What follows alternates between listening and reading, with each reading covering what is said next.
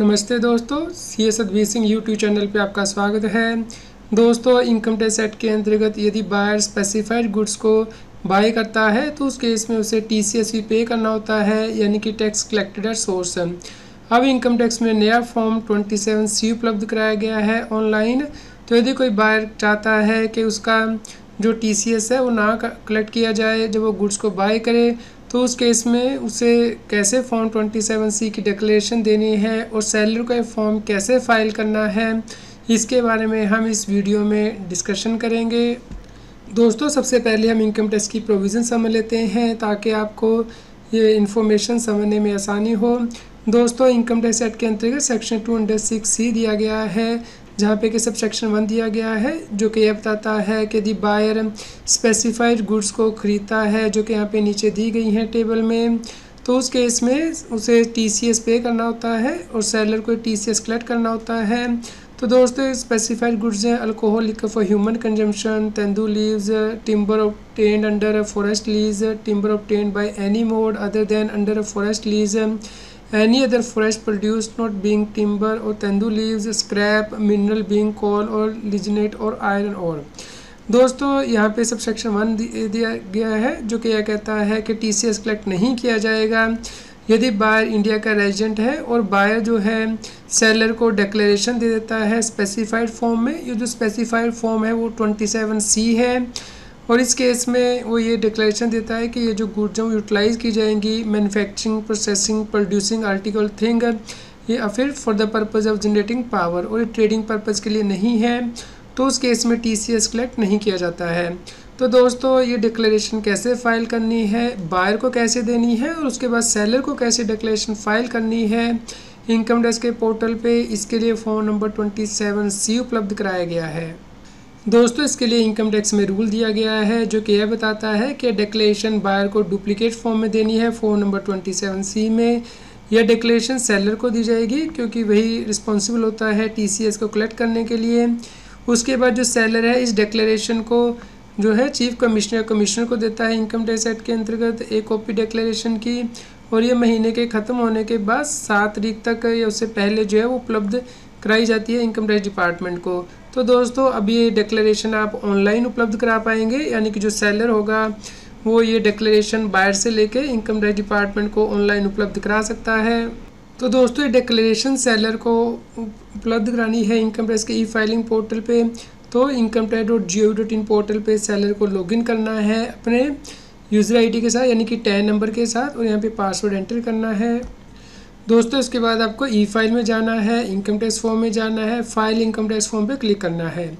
यहाँ पे पर्सन और dependent on any source of income, यहाँ पे आप देख सकते हैं कि यहाँ पे फॉर्म नंबर 27C के लिए जो है ऑप्शन दी गई है collection and recovery of tax. तो फाइल नाउ यहाँ पे आपको क्लिक करना है।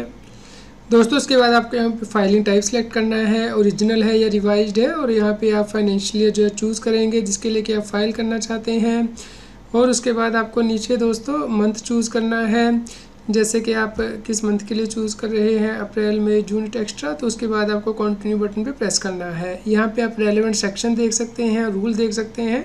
तो यहाँ पे फॉर्म जो है आपको महीना खत्म होने के बाद 7 तारीख तक फाइल करना होता है। उसके बाद दोस्तों आपको यहाँ पे लेट्स गेट स्टार्टेड पे प्रेस करना है। तो यहाँ पे दोस्तों 2 पार्ट है। पार्ट 1 के अंतर्गत डिटेल ऑफ द बायर है, पार्ट 2 के अंतर्गत डिटेल ऑफ द सेलर है, अटैचमेंट एंड वेरिफिकेशन। तो यहाँ पे आप डिटेल ऑफ द बायर पे प्रेस करेंगे और यहाँ पे आप डाउनलोड कर सकते हैं टेम्पलेट को, और आपको यहाँ पे CSV टेम्पलेट अपलोड करना है। तो दोस्तों, ये फॉर्म नंबर 27C का टेम्पलेट, जहाँ पे कि आप इन्फॉर्मेशन फीड कर लेंगे एक्सेल में, जैसे कि name of the buyer, permanent account number of the buyer, Aadhaar number of the buyer, address, status, जैसे कि क्या वो व्यक्ति कंपनी है, फर्म है, EOP है, HUF है। तो यहाँ पे आप search in which ward and circle, जो भी बायर ने आपको इन्फॉर्मेशन दी है वो यहाँ पे रेलेवेंट इन्फॉर्मेशन फीड करेंगे। Email, telephone, mobile number, present address, judicial chief commissioner, nature of business occupation, purpose of utilization of goods क्या है, manufacturing, processing, production, generation of power, और यहाँ पे नेचर ऑफ द गुड्स आप select कर लेंगे। और उसके बाद डेट, जिस दिन के बायर ने आपको डिक्लेरेशन दी है सेलर को, और date of debiting the amount payable by the buyer to the account of the buyer, और receipt of the amount payable from the buyer in cash, और by issue of cheque et cetera. ये detail आप यहाँ पे feed करके इसे save कर लेंगे और उसके बाद CSV टेम्पलेट आपको अपलोड करना है। तो दोस्तों CSV फॉर्मेट के लिए आप एक्सेल में ही जाएंगे यहाँ पे, उसके बाद सेव एज पे क्लिक करेंगे और उसके बाद यहाँ पे लास्ट में सेव एज टाइप में आप यहाँ पे CSV जो है सिलेक्ट करके इस फाइल को सेव कर लेंगे और इसे ही आपको अपलोड करना है। तो दोस्तों CSV फाइल अपलोड करने से पहले आप यहाँ पे जो इंस्ट्रक्शन दी गई हैं उन्हें देख सकते हैं। यहाँ पे क्लिक हेयर करना है, जिसके बाद के इंस्ट्रक्शंस आपके सामने ओपन हो जाएंगी कि किस कॉलम में जो है कैसे एंट्री फीड करनी है और कितने डिजिट तक अलाउड है। तो आप इन्हीं सभी इंस्ट्रक्शन को ध्यान से पढ़िए और उसके बाद ये फॉर्म जो है फिल करना है। दोस्तों उसके बाद आपको पार्ट 2 फिल करना है, डिटेल ऑफ सेलर और अटैचमेंट करनी है, वेरिफिकेशन करना है। तो दोस्तों यहाँ पे जो सेलर की डिटेल है वो आ जाएगी। यहाँ पे दोस्तों आपको स्टेटस सेलेक्ट करना है, उसके बाद आपको यहाँ पे अटैचमेंट करनी है। हर अटैचमेंट 5 MB से ज़्यादा नहीं होनी चाहिए और जो टोटल अटैचमेंट है उनका साइज़ 100 MB से ज़्यादा नहीं हो सकता है। मैक्सिमम आप 45 अटैचमेंट यहाँ पे कर सकते हैं और PDF या GIF फॉर्मेट में ही आपको अटैचमेंट अलाउड है। और जो GIF फॉर्मेट होगा उसमें आप PDF फॉर्मेट ही ऐड करेंगे GIF फाइल में। तो दोस्तों यहाँ पे प्रिंसिपल कॉन्टैक्ट ही वेरीफाई कर सकता है। यदि आप किसी और व्यक्ति को ऑथराइज़ करना चाहते हैं तो आप माई प्रोफाइल में जाके उसे ऐड कर सकते हैं की पर्सन को। तो दोस्तों आप पहले ड्राफ्ट सेव कर लीजिए और जब प्रिंसिपल कॉन्टैक्ट आपका अपडेट हो जाए उसके बाद ये फाइल करें। तो वेरिफिकेशन करने से पहले इंश्योर कर लीजिए कि सभी डिटेल करेक्ट हों, क्योंकि यदि आप गलत इन्फॉर्मेशन देंगे तो उस केस में पेनल्टी लगाई जा सकती है, पनिशमेंट भी है। तो यदि टैक्स इवेडेड 25 लाख रुपये से ज़्यादा है तो उसके इसमें रिग्रेस इम्प्रिजमेंट 6 मंथ्स की कम से कम और जो कि 7 साल तक हो सकती है विद फाइन। और in any other case we shall not be less than 3 months and may extend up to 2 years with fine. तो दोस्तों आपको यहाँ पे अटैचमेंट करनी है, जो बायर ने आपको डिक्लेरेशन दी है वो यहाँ पे जो कि आपने पार्ट 1 में डिक्लेयर की है, जो अभी हमने CSV टेम्पलेट डिस्कस किया है। तो वो अटैचमेंट आपको यहाँ पे अपलोड करनी है और उसके बाद इसे वेरीफाई करके फाइल करना है। दोस्तों फॉर्म 27C पे FAQ भी इनकम टैक्स डिपार्टमेंट के द्वारा रिलीज़ किए गए हैं, जिनका लिंक इस न्यूज़ की वीडियो डिस्क्रिप्शन में दिया गया है। तो दोस्तों बायर को पार्ट 1 फिल करना है फॉर्म नंबर 27C का और सेलर को सबमिट करना है।